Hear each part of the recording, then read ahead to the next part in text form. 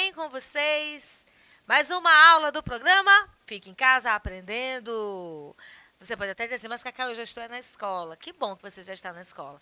Isso significa dizer que as coisas estão se ajustando, mas as nossas aulas continuam disponíveis na TV Educação e na melhor plataforma de educação do Brasil, a plataforma Gonçalves Dias, um projeto maravilhoso que eu sou muito orgulhosa de fazer parte. Sou a professora Cacau Sotero, esta é uma aula de literatura, sou professora de língua portuguesa e de literatura e hoje nós vamos falar de atualidade literária parnasiana. O parnasianismo está presente nos nossos dias ou é um movimento literário que passou?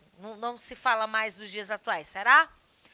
Culto ao clássico, nós já sabemos, parnasianismo nos dias atuais e vamos ver o parnasianismo em algo que já foi escrito há muito tempo, mas todo mundo canta. Quando abre uma solenidade, quando é a abertura de um jogo do campeonato, a gente faz menção aí ao hino nacional presente na aula de hoje. Você sabe cantar o hino nacional todinho, sem errar? Sabe a significação daquelas palavras que são bonitas? Pois é, são palavras diferentes que não fazem parte do nosso dia a dia. Vamos ver isso hoje. E para começar, vaso chinês, de novo. Eu botei até a figura aqui de um vaso. Estranho mimo aquele vaso, viu? Alguém fala assim no dia a dia, viu? Ah, encontrei Júnior no shopping, viu no shopping. A gente não fala assim. Por quê? Porque na linguagem do dia a dia a gente é mais despojado. Mas esse termo aqui, um termo da língua, um termo mais eu não vou dizer correto, não é mais correto, é mais formal da nossa língua, ele exige de nós em situações que, como o próprio nome diz, são formais. Os parnasianos buscam esse rigor da língua pela questão da estética, tá certo? E até é estranho da gente falar. Estranho mimo aquele vaso. Viu? Viu o quê? O vaso. Casualmente, uma vez, de um perfumado, contador sobre o mármore luzidio, entre um leque e o começo de um bordado. Que a gente tem uma rima apresentada, a descrição desse vaso, tá certo? Por quê? Porque se cultua o clássico, se cultua a arte pela arte, a objetividade, o esteticismo, ou seja, a beleza estética, a forma, a busca pela forma perfeita e o distanciamento dos problemas sociais. Então, olha só, os parnasianos vão descrever com precisão as obras de arte, no caso o vaso chinês, como vasos, peças de escultura, bordados, peças, joias. Lembram do ourives? Pois é.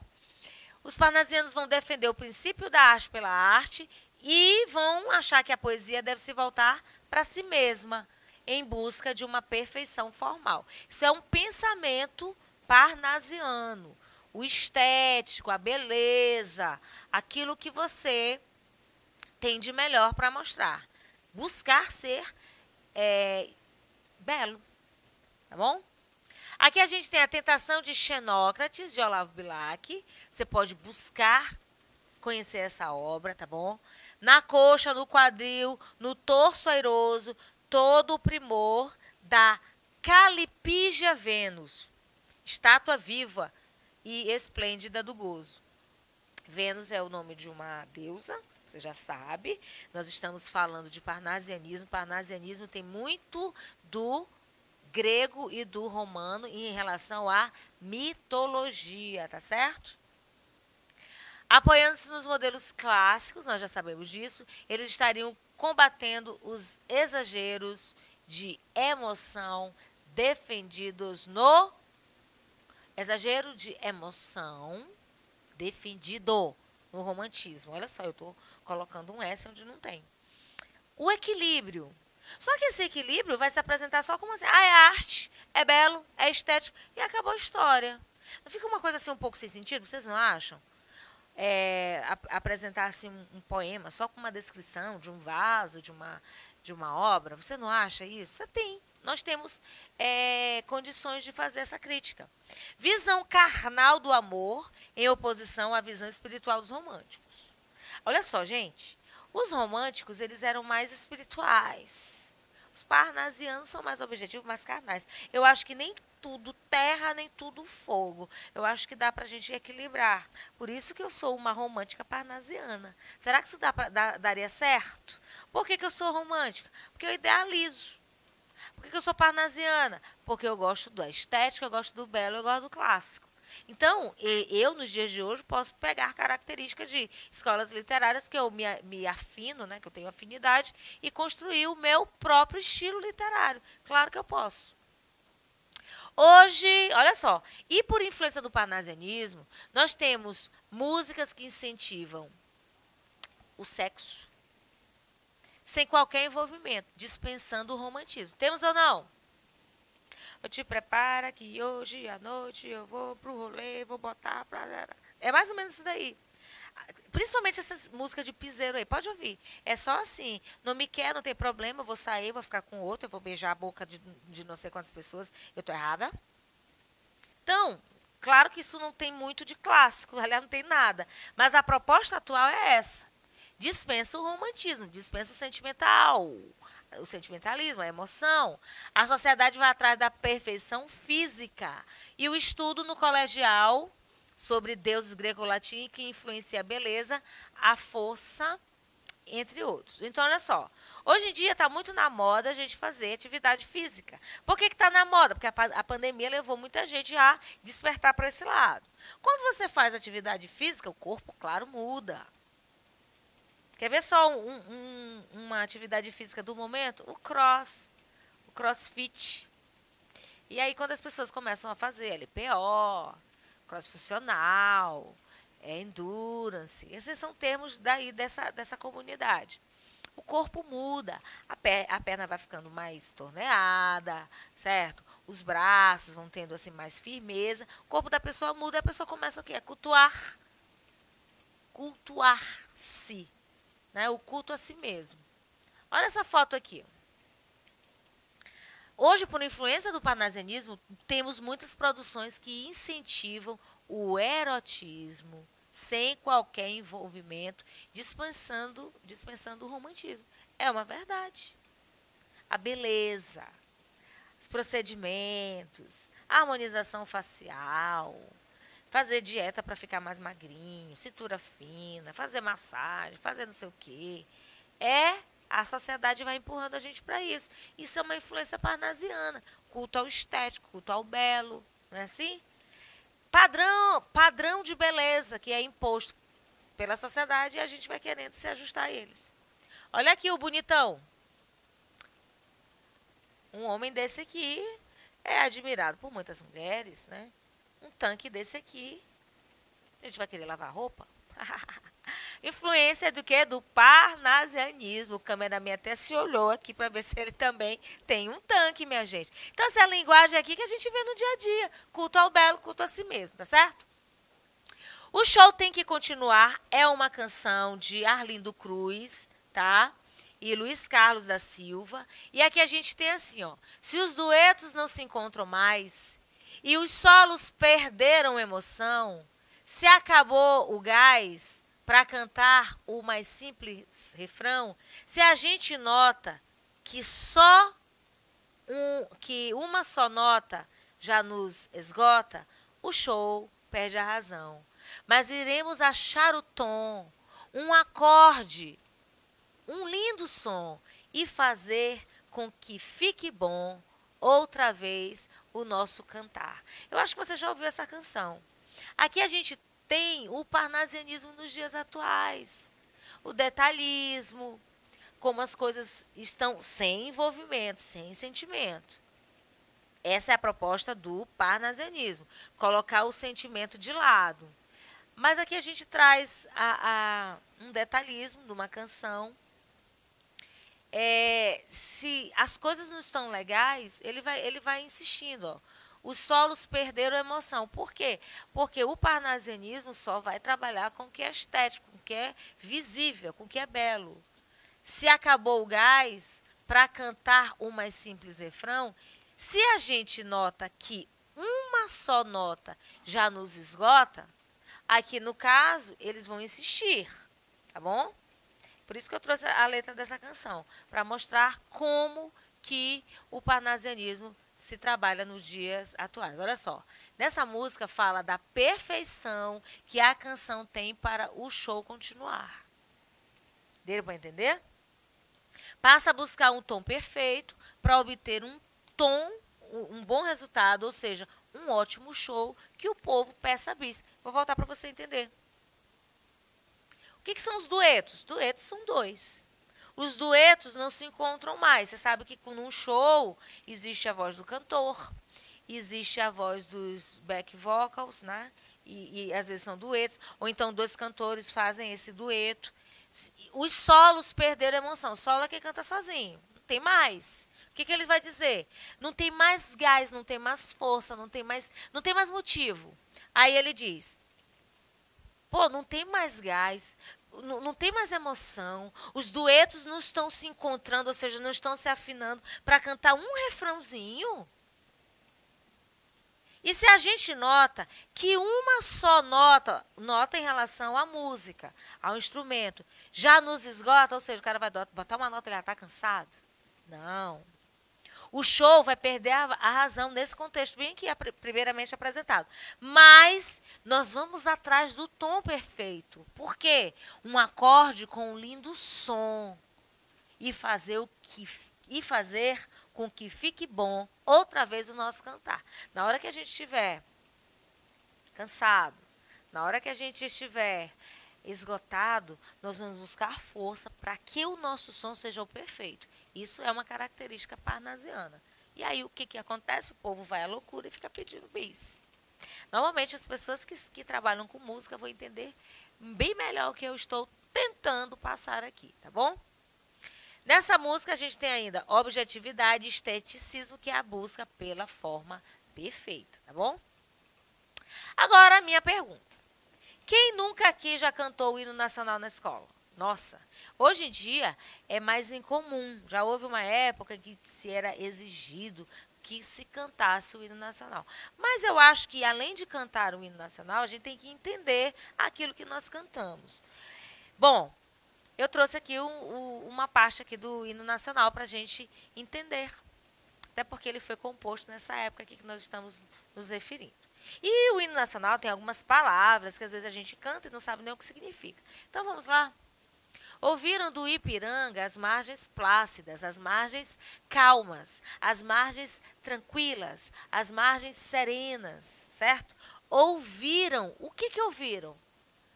De um povo heróico, o brado, o grito, o clamor que ressoa ecoante, ou seja, o clamor retumbante. Então, o que aconteceu aqui? O brado retumbante de um povo heróico foi ouvido lá às margens do rio Ipiranga. Essas margens eram calmas, eram tranquilas, mas elas foram estremecidas por esse grito, por esse brado ecoante. Certo?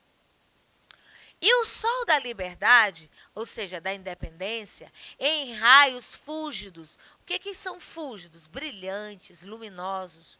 Brilhou no céu da pátria nesse instante. Aqui se remete o autor ao grito de Dom Pedro de independência ou morte. Ele faz ele descreve esse momento de forma estética, de forma perfeita, de forma retumbante. Não é assim? Se o penhor, se o direito dessa igualdade, é um contexto em que se buscava igualdade, liberdade, né, no país, independência. Se o penhor dessa igualdade conseguimos conquistar com o braço forte, ou seja, com a nossa firmeza, em teu seio, em teu interior, em teu âmago, ó liberdade, desafia o nosso peito, aqui na linguagem figurada de coração, a própria morte. Ó pátria amada, idolatrada, ou seja, adorada, venerada, salve, salve. Brasil, um sonho intenso, um raio vívido, um raio brilhante, um raio resplandecente. De amor e de esperança, a terra desce. Então, Brasil, um sonho intenso, um raio vívido, um raio de amor e de esperança desce aqui à terra. Aonde? Brasil. Se em teu seio formoso, ou seja, se em teu coração belo, céu risonho, céu repleto de promessas, e límpido e claro, a imagem do cruzeiro. O cruzeiro é a constelação do Cruzeiro do Sul, né? Um dos pontos onde a gente consegue identificar para que lado está o norte. Achou do Cruzeiro do Sul à noite, atrás do Cruzeiro, atrás de você, fica de frente para o Cruzeiro do Sul, atrás de você estará o norte, não é assim? De um lado o leste, do outro lado o oeste. Aí você tem que virar, né? Porque o leste vai ficar de um lado esquerdo e o oeste do lado direito, não é assim? Então tem que ter a posição certinha, eu sempre troco. Desculpa aí. Eu troco, às vezes, o leste e o oeste. Então aqui o autor fala de um sonho intenso. Nós estamos falando de quê? Do contexto da independência do Brasil, né? Ouviram do Ipiranga as margens plácidas de um povo heróico, o brado, o grito, o clamor. E aqui ele traz um sonho de viver esse momento de liberdade, né? Liberdade, o Brasil era colônia de Portugal. Se em teu formoso, belo céu risonho, um céu repleto de promessa e límpido e claro, a imagem do cruzeiro, a constelação resplandece, ou seja, ela brilha. Gigante pela própria natureza, ou seja, desde que nasceste, és belo, és forte, é impávido, é destemido e gigante, colosso, e em teu futuro espelha, refletirá essa grandeza. Terra adorada, terra idolatrada, entre outras mil, és tu, Brasil, ó pátria amada. Dos filhos deste solo, és mãe gentil, és mãe generosa, pátria amada Brasil. Bom, esse hino, ele vai além de muita coisa. Quando ele chama aqui mãe gentil, generosa, as nossas terras, com a chegada dos portugueses aqui, era fértil, era cheia de riquezas, principalmente para o Brasil, que foi saqueada aí pelos portugueses, certo? E eram esses portugueses que eram desses portugueses que nós precisávamos nos livrar. Então o hino faz essa contextualização do momento do grito de independência. Brasil, de amor eterno, seja o símbolo. O lábaro, gente, lábaro, bandeira, que ostentas, que exibes, estrelado. E diga o verde louro, ou seja, o amarelo, desta flâmula, que também é bandeira, paz no futuro e a glória no passado. Quer dizer, não tem o A, né? Paz no futuro e glória no passado. Mas se ergues da justiça a arma forte, verás que um filho teu não foge à luta, nem teme quem te adora a própria morte. Terra adorada, e entre outras mil, és tu, Brasil, ó pátria amada. A gente já sabe. Aí ele continua. Brasil, deitado eternamente em berço esplêndido, em berço admirável, grandioso, ao som do mar e à luz do céu profunda. Fulguras, cintilas, brilhas, ó Brasil, florão, ornato, enfeite da América, iluminando o sol do novo mundo. Do que a terra mais garrida, mais vistosa, teus risonhos lindos campos têm mais flores, os nossos bosques têm mais vidas, nossa vida no teu seio mais amores. Gonçalves Dias cita esse trecho do hino nacional lá na canção do exílio. Aí vai repetir, né? Mas ergues que a justiça clava forte, verás que o filho teu não volta à luta. Então o hino nacional é símbolo da exaltação da pátria, e uma canção bastante complexa que nós vimos aqui hoje. Além de possuir palavras pouco usuais, é letra rica em metáforas. O texto é um estilo parnasiano que justifica a presença de linguagem rebuscada e de inversões sintáticas que vão dificultar a compreensão da mensagem. Quem compôs? Olavo Bilac, por isso que na aula passada eu quis falar do hino nacional, porque a gente estava falando do hino da bandeira. Nós temos como características um grande rigor técnico, tendência descritiva e purismo e preciosismo vocabular. Quando a gente fala de preciosismo, a gente está falando dessa preciosidade da língua. O hino nacional brasileiro é o símbolo da exaltação da nossa pátria e uma canção muito, muito complexa. Talvez muitos de vocês nem lembravam e nem se deram conta do que estavam cantando, mas agora vocês sabem. Compliquei?